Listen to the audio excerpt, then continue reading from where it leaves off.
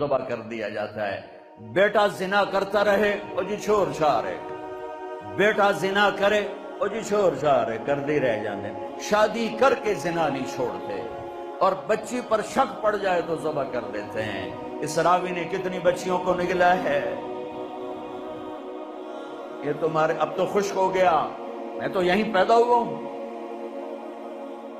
یہیں زندگی کو ڈھلتے دیکھ۔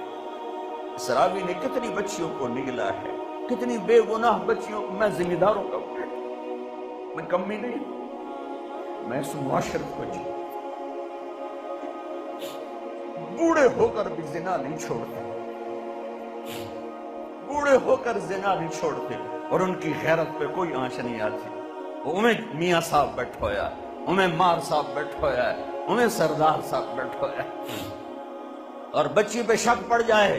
کتنی بچیوں کو راوی نے کفن پہنا دیا اپنی موجوں کا، اور اس کی مچھلیوں نے قبر بنا دی اپنے پیٹ میں۔ کیا ظلم و ستم ہے، کیا ظلم۔ شک بھی پڑے تو گلے دبا دیے، ذبح کرتی۔ میں یہی کی سنا رہا ہوں، میں کوئی باروں ہے؟ مرد زنا کرتے رہیں، اس بازار حسن کو کس نے گرمایا؟ ان ذمہ داروں نے۔ میں تو جب سے اس بازار حسن کے گشت شروع کی ہے میرا کلیجہ پھٹ گیا ہے۔ مجھے تو یہ عورتیں مظلوم نظر آتی ہیں۔ کون سی عورت ہے جسم بیچنے کے لیے خوشی سے تیار ہو؟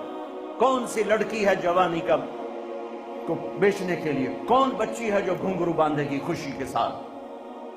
انہیں سرداروں نے گھنگرو بندھوائے، ان نوابوں نے نچایا، ان کے جسموں سے وہ کھیلے۔ ظالم یہ نہیں، ظالم وہ جنہوں نے ان کے سر پہ دوپٹہ رکھنے کی بجائے ان کے جسم کو نوچا، اپنی ہوس کا شکار نشانہ بنایا، وہ طوائف بن گئی۔ اے اوے میاں صاحب رہا، میں یہیں پیدا ہوا ہوں، ذمہ داروں کے گھر میں پیدا ہوا ہوں، میں یہ سب کچھ دیکھا ہوا ہے۔ مجھے تو یہ بچیاں مظلوم نظر آتی ہیں کہ جو مردوں کی ہوس کی بھینٹ چڑھتی ہیں۔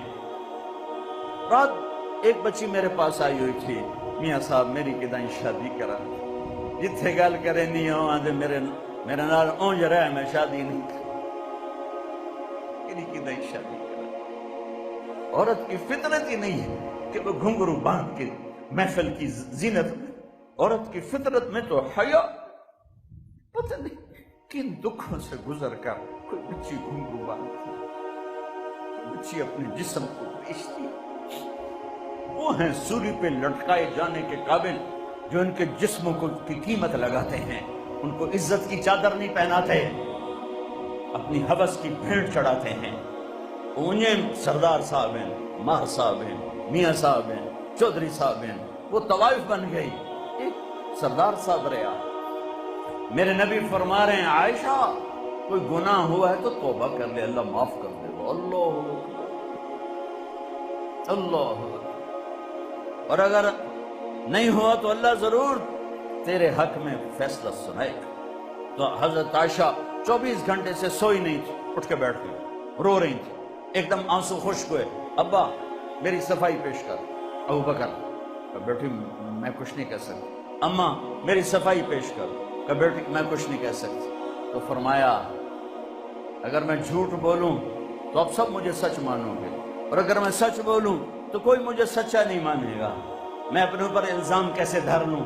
میں اپنے رب کو پکارتی ہوں، میں یعقوب کے رب کو پکارتی ہوں، یوسف کے باپ کو پکارتی ہوں۔ کہتے مجھے حضرت یعقوب کا نام بھول گیا غم کی وجہ سے۔ میں نے کہا میں یوسف کے باپ والا جملہ بولتی ہوں جو انہوں نے کہا تھا فصبر جمیل واللہ المستعان، اور یا لیٹی تو ایک دم وحی آئی۔ اب 1 مہینے کے بعد وحی آئی، اور حضرت عائشہ فرماتی میں تو مطمئن تھی کہ جو بھی آئے گا میرے حق میں آئے گا، لیکن مجھے یہ نہیں پتا تھا کہ میرے حق میں قرآن ہی آ جائے گا۔ مجھے تھا کہ جبریل آ کر کہہ دے گا سب غلط ہے، اور میرے باپ ایسے کانپ رہے تھے اور میری ماں ایسے کانپ رہی تھی۔ میں قربان جاؤں صدیق کے صبر، فرشتوں سے معصوم بیٹی پہ الزام لگا، ایک دفعہ جا کے دربار رسالت میں نہیں کہا یا رسول اللہ یہ کیا ہو رہا ہے، پورے مہینے میں ایک جملہ بولا، ایک سبحان اللہ، یہ کام تو کبھی کفر میں نہ کیا، آج ایمان کے بعد ہماری عزتوں پہ داغ لگایا جا رہا ہے۔ جب وہی ختم ہوئی تو اللہ کے نبی مسکرائے کہا عائشہ مبارک ہو، اللہ خود تیرے لیے گواہ بن کے آ گیا۔ تو حضرت ام رومان نے کہا بیٹی اٹھو، اللہ کے نبی کا شکر ادا کرو، تو فرمایا نہیں نہیں، میں اس کا شکر ادا کروں گی جو میرا گواہ بن گیا ہے۔ اتنے دکھ پہنچانے والے عبداللہ بن ابی کے جنازے کے لیے کھڑے ہو گئے۔ کم وقت مر گیا، اس کے بیٹے پکے صحابی تھے، یا رسول اللہ میرے ابا کو کفن دیں گے، آپ اپنا کرتا دے دیں میں کفن اس کو پہناؤں۔ آپ نے کہا یہ لو۔ آپ کہتے تو منافق ہے، میرے کرتے دونوں کی فائدہ، کہ یہ لو۔ یا رسول اللہ جنازہ پڑھائیں گے؟ کہاں پڑھاؤں گا، آپ کو خبر ہے کہ یہ کافر ہے، میرے جنازہ پڑھانے سے کیا ہوگا؟ کہ نہیں پڑھاؤں گا۔ اپنا کرتا دیا، کفن پہنایا، اس کے جنازے پر کھڑے ہوئے تو سامنے عمر آ گئے، یا رسول اللہ آپ جانتے نہیں یہ کون ہے؟ مجھے بتاتے ہو کون؟ جانتا نہیں تو اور کیا ہے، تو کہ جنازہ کیوں پڑھا رہے ہیں؟ کہ اللہ نے کہا پڑھ یا نہ پڑھ معاف نہیں کروں گا، میں پڑھتا ہوں شاید اللہ معاف کر۔ میرے نبی دیکھ رہے تھے کہ یہ امت ایک دوسرے کے جنازے پڑھنا بھی چھوڑ دے۔ میرے نبی جانتے تھے، دیکھ رہے تھے، ارے آپ نے تو حسن حسین کے لیے ہاتھ نہ اٹھائے، تمہارے لیے ہاتھ اٹھائے، ان کو قربانی کے لیے پیش کر دیا، ایک لفظ نہیں ان کے لیے بولے۔ 12 ربیع الاول 7 جون 633 عیسوی 11 ہجری پیر کا 10 بج رہے تھے، اپنی بیگمات کو بلایا، کچھ نہیں بتایا، بس ملاقات کر کے رخصت۔ بیٹی فاطمہ کو بلایا کہ بیٹی میں جا رہا ہوں، ان کو صرف بتایا میں آج جا رہا ہوں۔ وہ رونے لگی، کرو نہیں، تیری میری ملاقات چند دن بعد ہے۔ 6 ماہ بعد بیٹی کا بھی انتقال ہو گیا۔ پھر علی کو بلایا، ان کا سر اپنی گود میں رکھا اور ان کے سر پہ کمر پہ ہاتھ پھیرتے رہے اور دعا دیتے رہے، پھر ان کو رخصت فرمایا۔ سب سے آخر میں اپنے بچوں کو بلایا کہ میری 2 ٹہنیاں حسن حسین، میری آنکھوں کی ٹھنڈک حسین، میری جگر کے ٹکڑے حسین۔ جو ہی ایسے لیا، ساتھ ہی ٹپ ٹپ آنسو شروع ہوتے۔ حسن کو سیدھے ہاتھ پہ اٹھاتے تھے، حسین کو الٹے ہاتھ پہ اٹھاتے، بڑے چھوٹے ہونے کا فرق رکھتے تھے، اور فرماتے تھے حسن میرا بیٹا ہے، حسین علی کا بیٹا ہے۔ حسن سر چہرہ کمر اپنے نانا کے مشابہ، کمر سے پاؤں اپنے باپ کے مشابہ، حسین سر چہرہ کمر اپنے باپ کے مشابہ، کمر سے پاؤں تک اپنے نانا کے مشابہ۔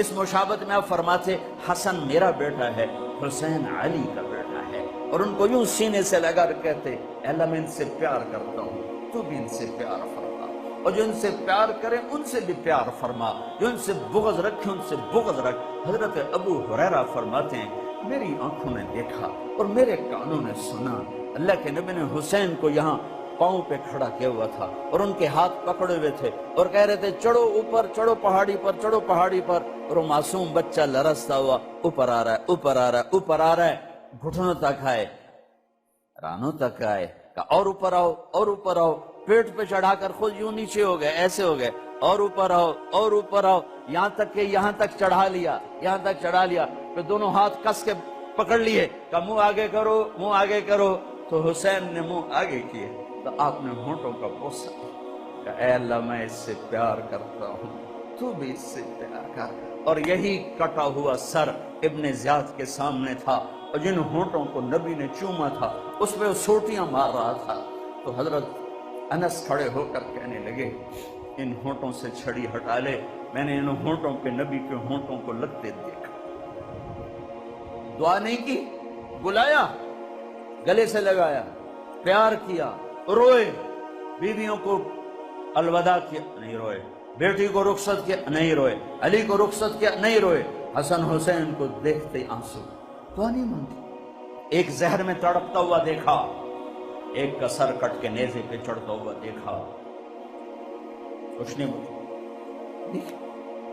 جب جبریل نے کہا یا رسول اللہ جانے کا وقت آ گیا ہے، اور ملک الموت نے آ کر کہا یا رسول اللہ، اللہ تعالیٰ نے، ہاں ملک الموت اندر نہیں آئے، باہر کھڑے ہو گئے تھے، جبریل نے اندر آ کر کہا یا رسول اللہ موت کا فرشتہ باہر ہے، اندر آنے کی اجازت چاہتا ہے۔